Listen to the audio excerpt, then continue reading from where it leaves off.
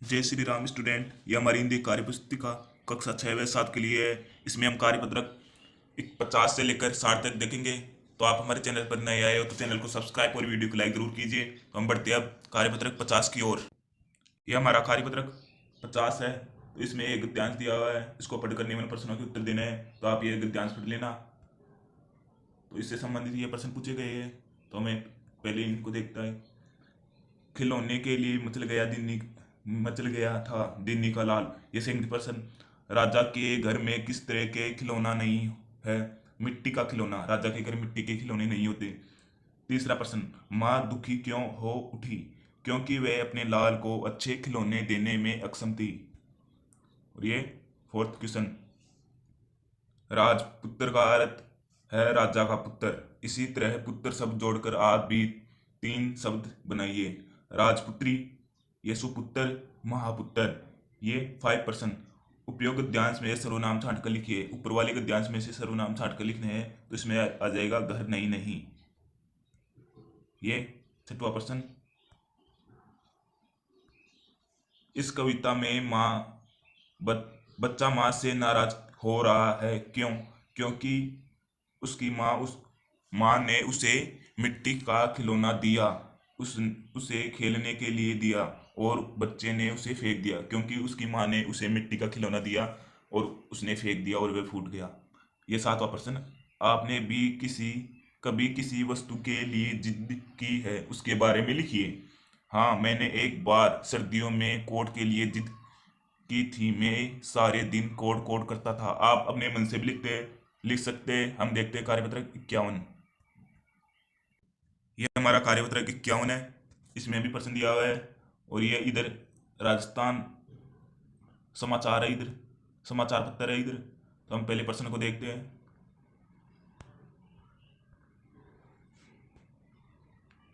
ये फर्स्ट प्रश्न है। समाचार का मुख्य विषय क्या है? तो आप ये देखकर लिख लेंगे। ये सेकंड प्रश्न। ऑनलाइन प्रश्न पत्र किस परीक्षा हेतु भेजे जाएंगे? तो इसमें ये है। ये तीसरा प्रश्न। क्या प्रश्न पत्रों को गोपनीय रखना जरूरी है? कारण सहित उत्तर दीजिए। तो इसमें हाँ, इसमें उत्तर आ जाएगा हाँ। और ये आगे भी है, तो आप ये देखकर बोलेंगे। ये चौथा प्रश्न। ऑनलाइन प्रश्न पत्र भेजने से क्या अर्थ है? कि ऑनलाइन ही परीक्षा भी होगी। ये 5वां प्रश्न। विद्यालय से जुड़े समाचारों के शीर्षकों को नीचे दिए गए स्थान पर लिखे। इन समाचारों पर शिक्षक के साथ चर्चा कीजिए। ये इसका आंसर ये हो जाएगा। खेलेगा राजस्थान, बढ़िएगा राजस्थान। इन समाचार का उचित शीर्षक ये हो जाएगा। ये 6वां प्रश्न। ये देखकर लिख लेंगे। ये कार्यपत्रक 52। तो इसमें निम्नलिखित गद्यांशों को पढ़कर दिए गए प्रश्नों के उत्तर लिखिए। इस गद्यांश को पढ़कर दिए गए प्रश्नों के उत्तर लिखने हैं। ये हमें पूछे गए प्रश्न। तो फटाफट इनको देखते हैं। अंगों की गति किसके द्वारा होती है? मांसपेशियों के द्वारा। हम अपने इच्छा अनुसार किस सिकोड़ियाँ फैला सकते हैं? मांसपेशियों को। ये तीसरा प्रश्न। इसमें व्यायाम करना क्यों आवश्यक है? यह आप देखकर लिख लेंगे। ये इसका है। ये तीनों आप स्क्रीनशॉट या देखकर लिख सकते हैं रोक करके। ये चौथा प्रश्न। वाक्यों में से विशेषण शब्द छांट कर लिखिए। इन वाक्यों में से विशेषण शब्द छांट कर लिखने हैं। जैसे सफेद 10 किलो लेकर आए, पसंद बहुत भीड़। तो ये आ जाएंगे विशेषण शब्द। ये हमारा कार्यपत्रक 53। दिए गए अनुच्छेद को पढ़कर प्रश्नों के उत्तर दीजिए। ये अनुच्छेद है, तो इसको पढ़कर नीचे दिए प्रश्नों के उत्तर लिखने हैं। तो हम प्रश्नों को देखते हैं। ये पहला प्रश्न है। दिए गए प्रश्नों के उत्तर दीजिए। इसमें जिलों की नगरी कौन से शहर को कहा जाता है? उदयपुर को। उदयपुर के प्रसिद्ध दर्शनीय स्थानों के नाम लिखिए। उदयपुर के मोती नगर पर महाराणा प्रताप की मूर्ति, अनेक झीलें जैसे पिछोला झील। ये है ग। उदयपुर शहर किसने बसाया और कब? महाराजा उदय सिंह ने सन 1559 में। ये सेकंड पर्सन। ये सेकंड पर्सन। वाक्य बनाइए। इधर शब्द है, इनसे वाक्य बनाना है। तो आप ये देखकर लिख लेंगे। ये तीसरा प्रश्न। पिछोला झील किसने बनवाई वह कब बनवा नहीं किसने बनवाई सॉरी कब किसने बनवाई? तो इसमें उत्तर आ जाएगा पिछोला झील महाराणा लाखा ने इस झील का निर्माण एक बिंजारी द्वारा करवाया था। ये चौथा प्रश्न। यदि आप उदयपुर जानने का अवसर मिले तो आपको उदयपुर जाने का अवसर मिले तो आप वहां जाकर क्या देखेंगे? ये आप देख के लिख लेंगे। ये फाइव क्वेश्चन, झीलों और नदियों को प्रदूषण के बचाने के लिए आप क्या करेंगे? तो आप अपने मन से लिख देंगे इन झीलों को और नदियों को बचाने के लिए। तो हम बढ़ते हैं अब कार्यपत्रक 54 की तरफ। ये हमारा कार्यपत्रक 54। तो इसमें एक ये प्रश्न है, आप शाहपुरा जयपुर में रह रहे मित्र अमर को एक प्रश्न लिखिए जिसमें उसके द्वारा खेलों में किए गए अच्छे प्रदर्शन का वर्णन कीजिए। इसमें अनौपचारिक पत्र लिखना है। तो ये प्रिय मित्र, ये इस प्रकार है कुछ। तो हम इसको देखते हैं अब। यहाँ पे अमर प्रश्न में दिया हुआ है, अमर खेले के अच्छे प्रदर्शन के कारण शाहपुरा और जयपुर, ये प्रश्न में आपको मिल जाएंगे।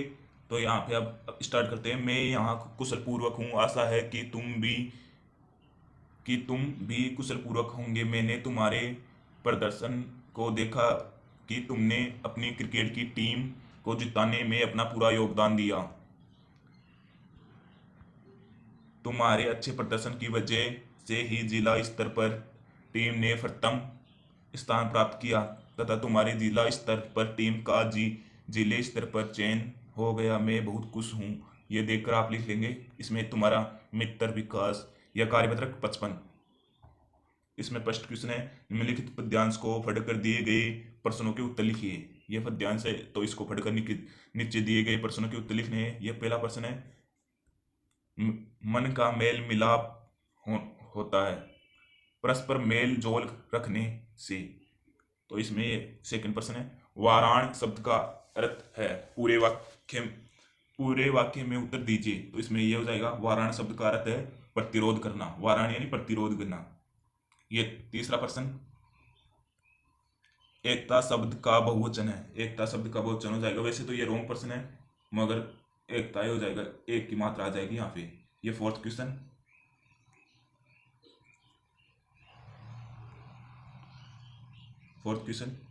भारत देश में उत्तर से दक्षिण तक आपसी मेल मिलाप व एकता दिखाई देती है। इसके पीछे क्या कारण हो सकता है? भारत में विभिन्न संस्कृतियां, धर्म, जातीय, भाषाएं और जातीय समूह को महान भारत आश्रय देता है। ये आप देख कर लिख लेंगे। ये पांचवा प्रश्न और ये छठा प्रश्न आप देख कर लिख लेंगे क्योंकि वीडियो बड़ा हो रहा है, ज़्यादा बड़ा वीडियो नहीं बना सकता मैं।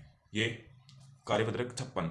इसमें भी फर्स्ट क्वेश्चन है, निम्नलिखित कविता को पढ़कर दिए गए प्रश्नों के उत्तर लिखिए। यह कविता है महाराणा प्रताप के बारे में और ये नीचे प्रश्न पूछे गए इस कविता से संबंधित।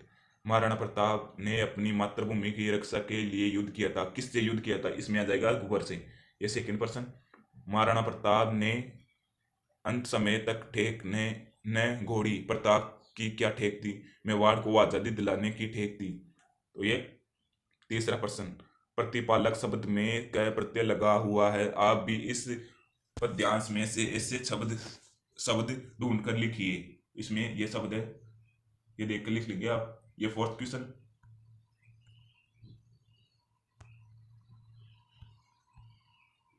महाराणा प्रताप ने अपने देश की स्वतंत्रता के लिए संघर्ष किया, कभी हार नहीं मानी।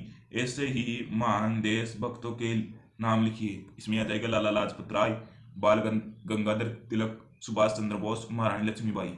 ये 5 क्वेश्चन। उपयोग पद्यांश में महाराणा प्रताप की कौन कौन सी विशेषताएं बताई गई है लिखिए।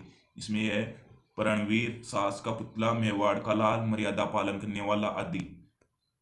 यह हमारा कार्यपत्रक 57। इसमें निम्नलिखित गद्यांश को पढ़कर दिए गए प्रश्नों के उत्तर लिखिए। ये गद्यांश है, इससे संबंधित नीचे प्रश्न पूछे गए, इसको पढ़कर नीचे दिए गए प्रश्नों के उत्तर लिखने हैं। ये इसमें फर्स्ट क्वेश्चन पूछा गया है, देश की पूंजी बताया गया है। देश की पूंजी किसे बताया गया है? इसमें आ जाएगा युवाओं को। युवा जनों के आदर्श होते हैं कि युवा जन यानी लड़के आ जाएंगे। तो हमारे आदर्श कौन होते हैं? शिक्षक। ये तीसरा प्रश्न, इस गद्यांश का शीर्ष हो सकता है आदर्श शिक्षक। ये चौथा प्रश्न, योग्य का विलोम होगा अयोग्य। ये 5 क्वेश्चन, बच्चों पर किसकी अमिट छाप जीवन भर रहती है? इसमें आ जाएगा शिक्षक की। ये छठवा प्रश्न, शिक्षक को अपना जीवन किस प्रकार जीना चाहिए? इसमें यह है सुदृढ़, सच्ची व योग्य जीवन जीना चाहिए। ये सातवां प्रश्न,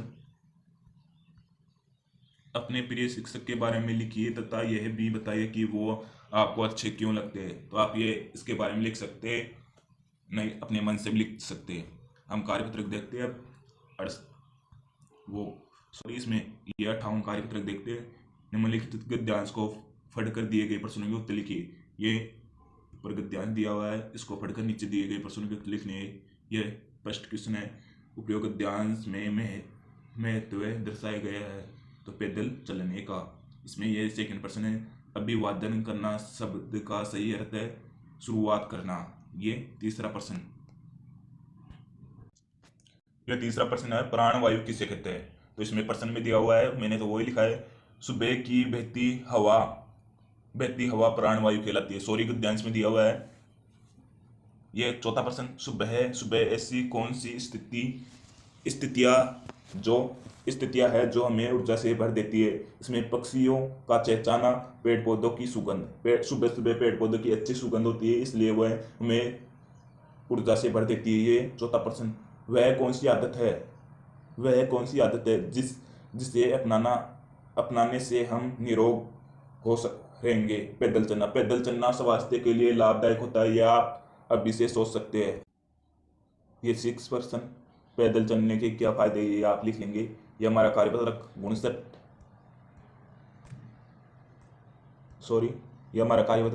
है। निम्नलिखित गद्यांश को पढ़कर दिए गए प्रश्नों के उत्तर लिखने हैं। ये गद्यांश है, इसको पढ़कर नीचे दिए गए प्रश्नों के उत्तर लिखने हैं। तो ये हमसे पूछे गए हैं प्रश्न, तो हम इसका उत्तर बताते हैं। अब तो वे विश्व शांति के लिए उड़ाने के काम आते हैं। इसका हो जाएगा, तो इसमें हो जाएगा, ये रॉन्ग आंसर है, इसमें कब उत्तर हो जाएगा। ये सेकंड प्रश्न। भारतीय डाक व्यवस्था से संबंधित जो वाक्य सही नहीं है उस पर निशान लगाइए। तो ये रॉन्ग है, ये भी रॉन्ग है, ये भी रॉन्ग है, ये सही है, तो इसमें इस सही पर निशान लगाना है। ये 3 क्वेश्चन। हाथ से लिखे पत्रों में स्नेह कैसे जीवित रहता है। हमसे ये प्रश्न पूछा गया है। हाथ से लिखे शब्दों का स्नेह डाक प्रणाली ने जीवित रखा है क्योंकि स्नेह और मन से लिखा जाता है। वह स्नेह और मन से लिखा होता है, इसलिए उसमें स्नेह होता है, जीवित रहता है वह। ये चौथा प्रश्न। भारतीय विविधता पूर्वक संस्कृति को किसने एकता के सूत्र में बांध दिया है। भारत जैसे विशाल देश को डाक व्यवस्था ने एकता से बांध दिया है। ये आप देख कर लेंगे। ये कार्यपत्रक हमारा 60 है।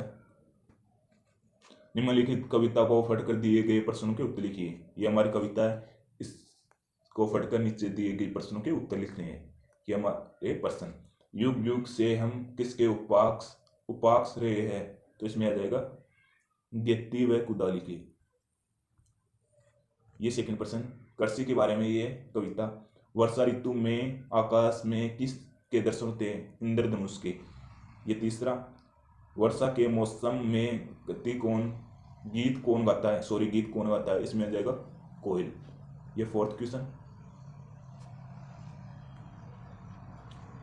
हल्की नोक से किसके गीत निकलते हैं। गीत यहाँ कुशवाली के निकलते। जब किसान खेती करता है तो उसके मुंह से और उसकी हल्की नोक से कुशवाली के गीत निकलते हैं। ये 5th क्वेश्चन। क्योंकि मैं भी किसान ही हूँ। अर्थ बताइए। ये शब्द है, इनके अर्थ बताना है, तो आप ये देख कर लिख लेंगे। ये 6वां प्रश्न। किसान के घर कुशवाली कब आती है। किसान के घर कुशवाली जब आती है तब कोयल मोर पिया गाते हैं और हल की नोक आदि। ये 7वां क्वेश्चन है। ये 7वां क्वेश्चन। एक साधारण किसान के बच्चे को क्या क्या सुविधा मिलनी चाहिए। उस बच्चे को पहनने के लिए अच्छे कपड़े, खेलने कूदने के लिए अच्छे खिलौने और खाने के लिए अच्छा भोजन। तो आई होप आपको ये वीडियो अच्छा लगा होगा। तो हमारे चैनल को सब्सक्राइब और वीडियो को लाइक जरूर कीजिए। मैं 3 बोलने से पहले आप हमारे चैनल को सब्सक्राइब और वीडियो को लाइक जरूर कर देंगे। 1 2 3। तो आई होप मुझे आशा है कि आपने हमारे चैनल को सब्सक्राइब और वीडियो को लाइक जरूर किया होगा। मेरा मुंह दूध। सॉरी, आप हमारे चैनल पर पहली बार आए तो हमारे चैनल को सब्सक्राइब और वीडियो को लाइक